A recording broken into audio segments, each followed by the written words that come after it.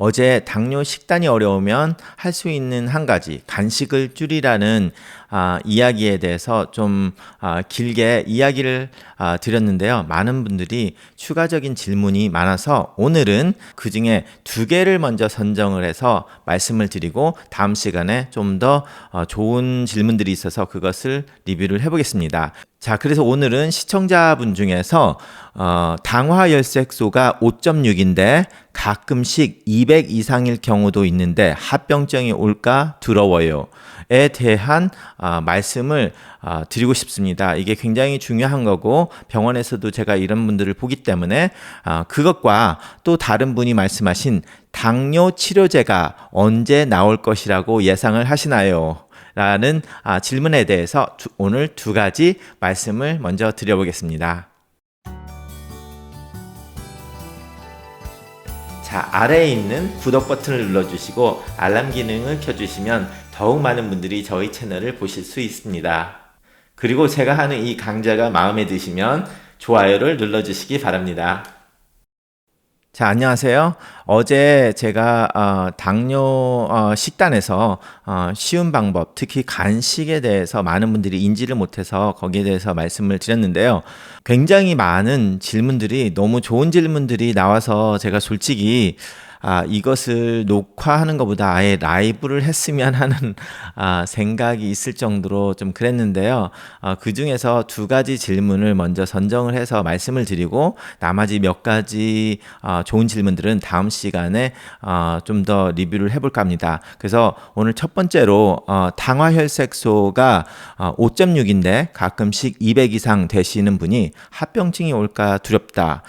그리고 발가락에도 통증이 왔다는 말씀 하신 분의 이야기를 해드리겠습니다. 실제로 제가 병원에서도 이런 분들을 종종 보는데요. 여기에 대해서 제가 백그라운드 이야기를 좀 해볼까 합니다. 자, 우리가 지금 말씀하시는 당화혈색소 5.6, 영어로는 히모글로빈 A1C라고 해서 뭐 짧게는 A1C라고 하는데요. 이게 미국 당뇨학회에서 ADA에서 2010년에 당뇨의 진단 기준으로 선택이 되면서 A1C 당화혈색소를 한 번만 딱 하면 지난 3개월의 평균을 내주는 그 수치라고 보시면 되는데요. 그러다 보니까 의사들이 굉장히 간편하게 할 수 있고 공복이 아니어도 아무 때나 피검사로 해서 3개월 수치 평균을 알 수 있게 되기 때문에 굉장히 좋은 수치라고 생각을 해서 이것을 중점적으로 쓰이게 됐습니다. 그렇지만 2010년 이전에 그리고 2010년 이후에도 항상 당뇨의 진단 기준은 그전에는 공복 혈당이 126 이상일 때 당뇨라고 진단이 됐고요. 그리고 당 부하 검사 75g의 당을 드신 다음에 2시간 후에 200이 넘거나 아니면 아무 때나 200이 넘게 되면 그것을 이제 당뇨 진단 기준으로 삼았는데, 그런데 2010년에 당화혈색소가 이 진단 기준에 추가가 되었다는 겁니다. 그걸 바꾼 게 아니라, 자, 그랬는데 많은 의사들이 그게 편하니까 오히려 그것을 진단 기준으로 거의 많이 하게 되다 보니까, 그러다 보니까 지금 시간이 지나고 나서 많은 사람들이 합병증 문제가 생겨서 다시 학회에서 이것에 대해 논란이 좀 일고 있습니다. 자, 미국 당뇨학회 그리고 모든 당뇨학회 모든 한국에서도 그렇고요. 에서 당뇨 진단 기준이 바뀐 건 아니에요. 다 지금 말씀드린 것처럼 126 이상이면 당뇨가 진단이 되게 됩니다. 그런데 많은 경우 A1C만 하다 보니까 여기서 문제가 어떻게 되냐면 이런 분들이 이제 문제가 되는 거예요. 제가 지난주에도 어떤 분한테 저도 A1C로 5.8, 5.6 막 이렇게 가시는 분이 있는데 결과적으로 다시 생각을 해서 당뇨로 진단을 하신 분이 있었는데요. 꼭 이런 분처럼 그렇게 된 거예요.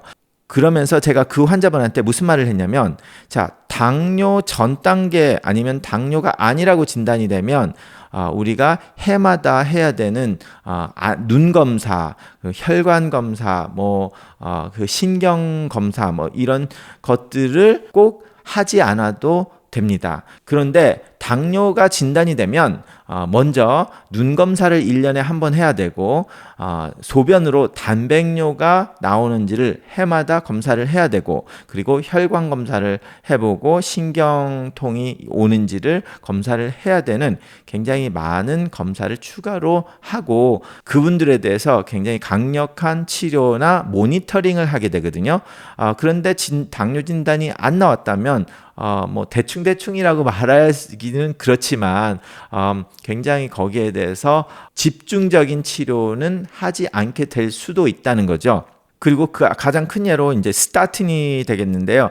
콜레스테롤 약의 스타틴이 당뇨가 진단이 되면 콜레스테롤 레벨에 상관없이 스타틴의 콜레스테롤 약을 주게 됩니다. 왜냐하면 동맥경화증으로 혈관이 막히게 되는 위험도가 급상승하기 때문에 그 염증 반응으로 인한 동맥경화증을 줄여주기 때문에 그렇게 하는데요. 이제 당뇨가 아닐 경우에는 LDL의 수치가 높지가 않은 경우에는 그 약을 안 주게 됩니다. 그러니까 그래서 이렇게 A1C가 낮기 때문에 의사가 A1C만 보게 된다면 결과적으로 환자는 자신이 당뇨가 있는데 굉장히 타이트하게 잘 집중 관리를 해야 되는데 그렇지 않아서 합병증이 옴에도 불구하고 그거를 미리 방지를 못하게 될 수도 있는 경우가 많이 보였기 때문에 이제 당뇨학회에서도 그래서 이 A1C가 간편한 테스트가 됐지만 오히려 합병증을 좀 더 뒤까지 내버려 두는 경우를 많이 보게 됐다는 발표를 하게 됐습니다.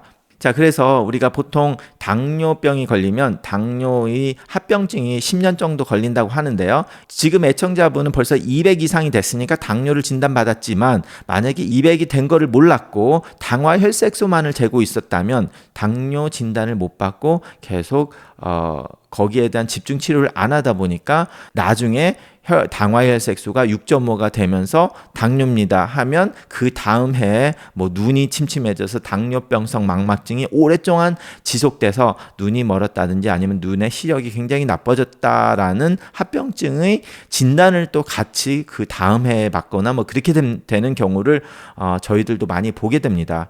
자, 지금까지 말씀드린 거는 당화혈색소만 가지고 의사들이 관가를 할 수 있기 때문에 조심해라는 그 학회의 논문과 그런 발표에 대해서 말씀을 드렸는데요. 자, 그러면 시청자분의 환자 입장에서는 어떻게 해야 될까? 자, 평균이 이분인 경우에는 당화혈색소가 5.6이었는데 가끔 200을 넘는다는 겁니다. 자, 그러면 평균 수치가 5.6이었으니까 굉장히 좋다는 이야기가 되죠. 그러면 가끔 200을 올라간다, 200 이상을 올라간다는 것은 결과적으로 이분은 당뇨가 심하지 않은 분인데 식생활이 엉망이라는 얘기가 됩니다. 그렇기 때문에 그런 식생활이 엉망을 하셨던 날에 200 이상 올라간다는 거죠. 그랬는데 그런 엉망인 식사를 자주 안 했기 때문에 5.6을 유지하고 계시다는 거가 되겠죠.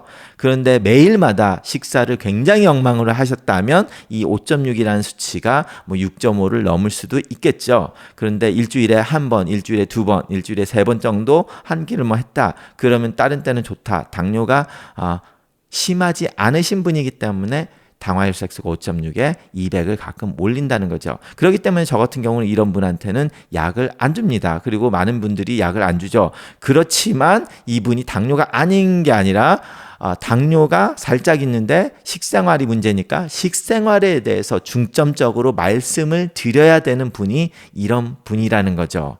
그래서 제가 이런 유튜브를 하면 제일 열심히 보셔야 되는 분 중에 하나가 이런 분들이에요. 그렇지 않으면 숫자만 보면 그렇게 나쁘지 않기 때문에 자신은 이런 사람들에 해당이 안 된다고 생각하고 방치를 하다가 10년 정도 있다가 실제로 당화혈색소가 6.5 이상이 됐을 때는 벌써 합병증이 심하게 온 거를 발견하게 되기 때문이죠. 자, 그리고 두 번째, 당뇨 치료제가 언제 나올 것인가 예상을 하나요? 라는 질문입니다. 자, 이분이 말하는 당뇨 치료제라는 것은 당뇨 완쾌제를 말하는 것이겠죠. 자, 지금 의학계에서 활발하게 당뇨 치료제의 연구가 되는 것은 2형 당뇨가 아니라 1형 당뇨입니다. 대부분의 이 유튜브를 보고 계시는 분들은 2형 당뇨죠. 1형 당뇨는 그 유전자의 문제로서 췌장에서 인슐린을 만들지 못해서 생기는 병이기 때문에 이런 병은 의학의 기술이 조금 좋아진다면 이 인슐린을 직접 만들 수 있는 뭐 유전자 치료라든지 그 스템셀 줄기세포 그런 것을 이용을 해서 어느 정도 쉽지는 않겠지만 그래도 쉽게 해결할 수 있는 방법 중에 하나라고 생각을 합니다. 하지만 2형 당뇨인 경우에는 그 완쾌제가 나오기가 솔직히 제 생각으로는 쉽지가 않을 것이고 조만간 나오지가 않을 것 같다는 생각이 있습니다. 왜냐? 자, 1형 당뇨는 자가 면역 질환으로 내 몸이 췌장을 망가뜨려서 잘못해서 췌장이 망가져가지고 세포가 일을 못하는 거잖아요. 그러니까 내 몸이 췌장이 공격을 하지 못하게 하거나 아니면 내 세포를 췌장의 세포를 만들어주는 거는 유전자 치료로 가능은 할 수 있죠. 우리가 의학 지금 줄기세포의 연구가 좀 더 진행이 된다면 그게 원인이잖아요. 그 원인을 바꿀 수 있는 어느 정도의 의학 기술은 있습니다. 그걸 정확하게 파인튠하지 못했을 뿐이지. 자, 그런 반면에 2형 당뇨는 문제가 뭡니까? 문제가 뭔지를 알아야지 해결을 하잖아요. 그런데 제가 이 유튜브를 매일마다 이런 식단 이야기를 하고 이렇게 하는 이유가 뭡니까? 2형 당뇨의 문제는 환자의 잘못에 많이 있었다는 거죠. 물론 유전적인 문제도 있기는 하지만 유전자만 가지고 2형 당뇨가 걸리는 거에 대해서는 부족하다. 그렇기 때문에 굉장히 큰 이유가 너무 고칼로리와 너무 많은 탄수화물 그리고 상대적으로 움직이지 않아서 몸에서 부하가 걸린 필요 없는 양의 탄수화물과 칼로리의 오래된 오버로드 때문에 이렇게 생긴 병이 2형 당뇨라는 거죠. 그러면 원인 제공을 환자가 했잖아요. 환자가 원인을 제공을 했기 때문에 환자가 그 원인 제공이 없어져야 2형 당뇨가 치료가 되는 것이기 때문에 그것을 약으로 고친다.